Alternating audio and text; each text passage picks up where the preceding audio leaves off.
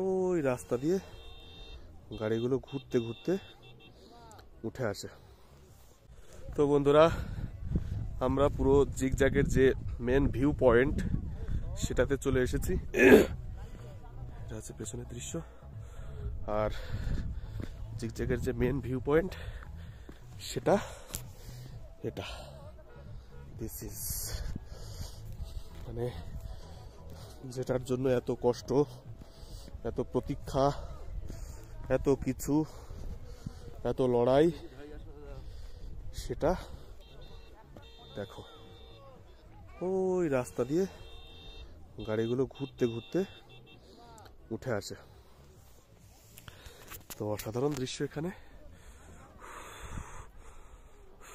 Oxygen একটু নড়াচড়া করলেই বেশি অক্সিজেনটা। হ্যাঁ যাবি, দাঁড়া, একটু সমস্যা হচ্ছে। তো তাছাড়া এমনিতে সবকিছুই ঠিক আছে। তো এটা হচ্ছে পেছনের ভিউ। মানে ক্যামেরায় বোঝানো মুশকিল যে জায়গাটা কতটা সুন্দর। ঠিক আছে, ক্যামেরায় বোঝানো মুশকিল জায়গাটা কতটা সুন্দর।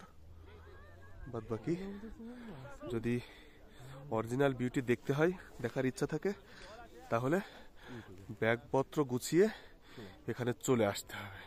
কোনো কথা হবে না, ব্যাগপত্র গুছিয়ে এখানে চলে আসতে হবে। ওই উপরে ছিলাম আমরা, টপে ছিলাম, ওইখান থেকে আস্তে আস্তে নিচে নামলাম।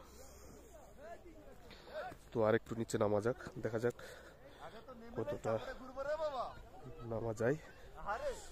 খুবই সাবধানতার সাথে নামতে হবে। একটু পা পিছলালেই, একটু পা হড়কালেই পুরো 10,000 ফিট নিচে।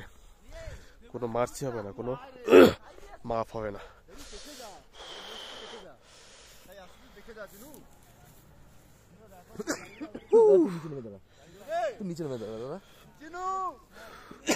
মেঘে পুরো ঢেকে গেছে।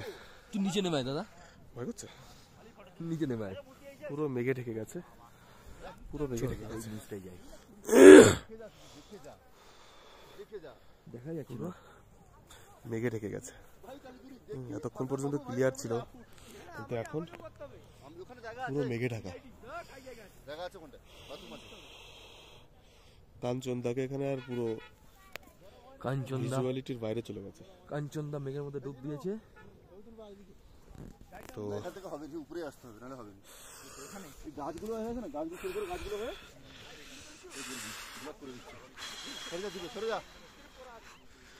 অসাধারণ দৃশ্য।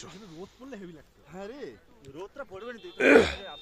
প্রচুর পরিমাণে পর্যটক এখানে আছে। মোটামুটি খারাপ না, পর্যটক অনেকেই আছে। তো ভালো টেম্পারেচার, খুবই ঠান্ডা। চলো, মাইনাসে থাকবে।